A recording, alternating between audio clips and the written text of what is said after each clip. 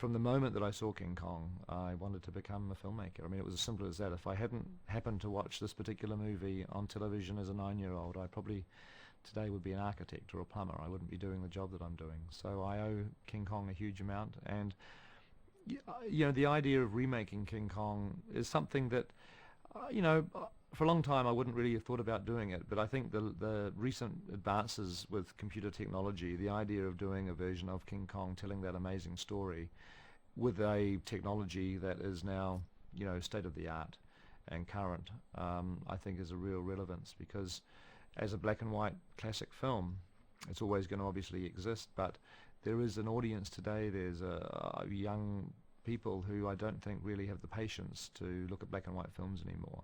I first became aware of Michel Ansell's work last Christmas, actually, because I had a wonderful time playing one of his earlier games, Beyond Good and Evil, which was the most wonderful adventure game. It was imaginative, there were great characters, and I thought that Michel has just a great storytelling skill in making you so involved in the game as a player that you actually become emotionally attached to the characters that you're playing with. I was able to play Beyond Good and Evil endlessly from one end of the game to the other. I think it took me 3 or 4 days to get through it. And I just had a great time. And I thought, wow, if somebody this imaginative can take that story and actually get me so involved in it, this is the sort of person I'd love to work with on King Kong. I think it's critical, if you're making a game that is based on a movie, that there's obviously incredibly close collaboration, and for us this has been really important from day one. And so we've given the Ubisoft team absolutely unlimited access to every creative aspect of our film production. They've come down here for meetings during pre-production, looked at our artwork. They've visited New Zealand while we've been shooting. We've opened up the doors of our art department, of Weta Digital, Weta Workshop, all of the design departments. We really want the game to be an absolute close brother or sister to the film. We want the two to feel like they belong in the same universe, that they come from the same creative point of view. And so we have felt that that was critical. We didn't want the jungles of Skull Island in the game to feel like a completely different jungle to the movie jungle. We wanted there to be a synergy, a creative synergy, thematic. We wanted you to feel that when you pick up this game and play it, that in some respects you're reliving part of the movie, and in fact you're expanding on the movie. We've shared every aspect of the designs of the film, not just the jungles, but with the dinosaurs, and obviously the main title character, King Kong himself. From the very beginning we've collaborated with Ubisoft and shown them all of our concept designs, even as the designs have been developing and evolving and changing as they have during the course of the production. So the dinosaurs of Skull Island, King Kong, they're going to be exactly the same in the game as in the film. In fact, what's exciting is that the game in some respects expands upon the film, because we designed a whole lot of creatures for Skull Island, and yet when it came time to do the movie, we could only put obviously a limited amount of dinosaurs into the film or into the background jungles, and so we gave Ubisoft all of our conceptual art, and so they've actually been able to put our dinosaurs that we couldn't fit into the movie into the game. So the Skull Island jungles of the game are actually more populated than the film, and yet they are designed by the same people that designed the creatures in the film. So there's that wonderful expansion that the game can do beyond what the film actually can achieve in the limited screen time that you have. A game obviously is a much broader, wider experience. I wanted the game to be able to take the audience a little bit further than what the film could. And so we explored different aspects of how you'd actually play the game. Obviously, one of the main decisions is what character are you playing. And the obvious human character is Jack, who is Adrian Brody's character. He's the lead heroic character in the film. But we also thought very early on that it would be interesting to structure the game in a very similar way to the film, which basically intercuts between Anne and Kong and Jack and the sailors who are pursuing them. I mean, the film jumps backwards and forwards between these two storylines until they intersect. And we felt it would be good to actually create a game that had a very similar structure, and we also thought it would be particularly cool to be able to play Kong. Feels like when you've got that controller in your hand, it's one thing to be obviously playing a human being, being pursued by dinosaurs, fighting dinosaurs, trying to rescue Anne, trying to find King Kong, but to actually be able to, on some levels, spin around and become Kong himself and to defend Anne against Tyrannosauruses.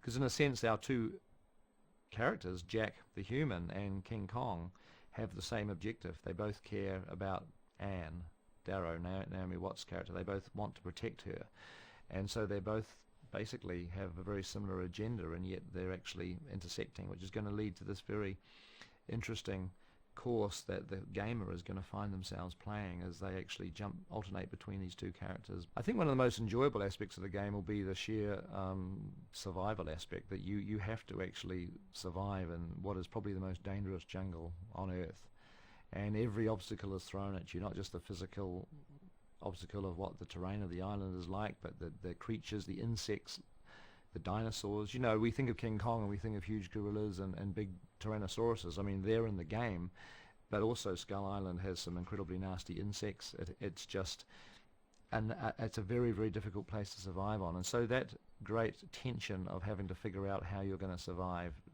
to get the next 10 feet is going to be one of the challenges of the game. I really love collaborating on the game. I think really from a purely selfish point of view, it's given me a great opportunity to learn about how games are created from an incredibly successful and wonderful team of people. And you know, I felt like a student, really, just sitting down and trying to help. I mean, I've, you know, as the guy making the movie, I've tried to offer as much advice and feedback and opinion as I possibly can. But you know, basically the you know, Ubisoft team, with Michelle Ansel at their helm, are doing just a fantastic job, and I'm you know, just playing the game, enjoying what they're showing me, and throwing them any ideas, suggestions, feedback. But it's just a wonderful experience. It's like, you know, almost making a second film at the same time as I'm making the first one. There's like two parallel productions happening at the same time, both, you know, heading towards a common goal. And I'm glad I'm only helming one of them. It'd be too much to do both.